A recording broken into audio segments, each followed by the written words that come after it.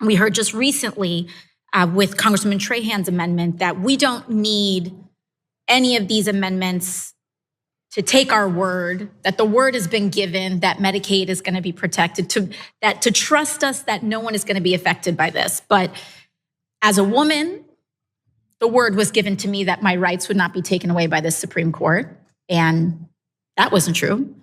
As an American, the word was given that our First Amendment protections would be in place for everyone, including green card holders and people who are lawfully here in this country. That didn't end up to be true. Both of those points, devastatingly true, make her president. But anyway, that is AOC getting out in front of what the Republicans are planning to do, which is to cut hundreds and hundreds and hundreds and hundreds of billions of dollars from Medicaid while lying to you over and over and over again that no, we would never do that, because they know they can do the exact same thing as they did with what AOC is recounting. Like, we tell you we're not gonna kill Roe v. Wade, and then they get in and then they do it, and what are you gonna do about it? It's too late, it's gone. If they cut $880 billion from Medicaid, what are you gonna do about it? You could try to bring the funding back in a few years, I suppose, and you can have that political fight for literally years, and I hope that they do if it comes to that, but they'll have already gotten their cuts. And the money will already be out the door, because at the same time, they're gonna be handing $4.5 trillion to millionaires and billionaires. And then once that money's gone, you can't just claw that back. They know that all that matters is getting it done, okay? And then there's just so much news and everything that people won't even remember the lies. Like the fact that House Speaker Mike Johnson comes out and spits in your face every day and says that he would never do the thing that he is at this exact moment planning to do. Maybe some people will remember, but there's 1,000 things that influence a vote.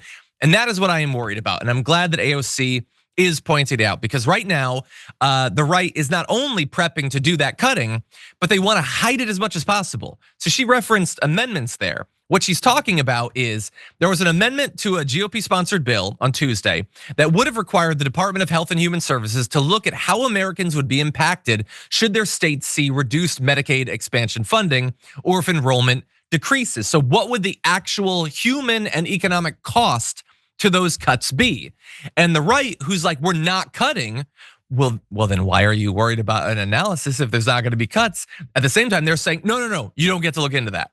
We don't want anyone to know how bad it is. And she knows exactly the game they're trying to play, and she's doing everything she can to draw attention to it. And Mike Johnson, this is just part of his strategy. You lie, you keep it vague, you prep for the cuts behind closed doors. You know that right wingers who will be affected by this as much as liberals, they're never even gonna know that this is happening because Fox News is never gonna cover it. They're never gonna admit what the actual master plan is. And liberals will know, but we're not in control right now. And so we here have been trying to do everything we can.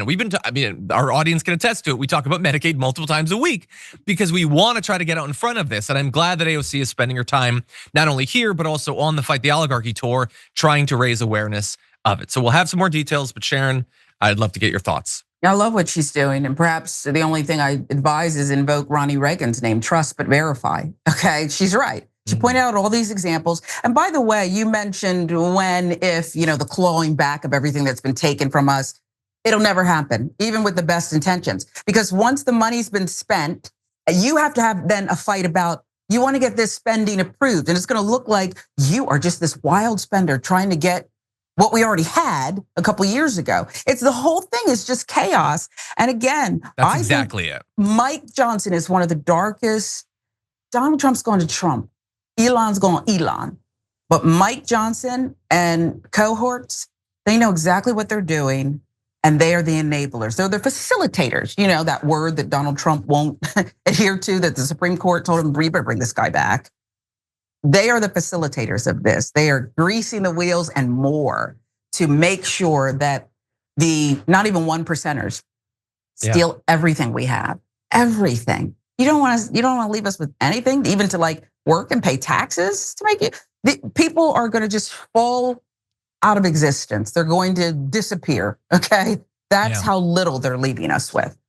Yeah, that is what every Republican administration is. It's Ocean's 11 without the charisma. Yeah, they come in, they take trillions of dollars, they wreck everything.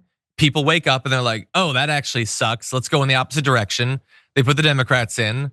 They try to recover. Maybe they do a little bit. Some of it's good, some of it's bad. It's not quite enough to make people feel better. So then they go back to the robbers again and they get robbed for trillions of dollars. And we've been doing TDR for long enough that we do all cycles of this. We talk about the terrible thing they're gonna do. We talk about the terrible thing they're doing. And then in 2 years, we'll do an updated study about all of the people who've lost access to Medicaid and how many preventable deaths have happened because of it. And I don't wanna do that story any more than you wanna watch that story. But that's the path that we're on right now. Okay, and a lot of those people who are gonna suffer and die are gonna be conservatives. A lot of them voted for what's happening right now.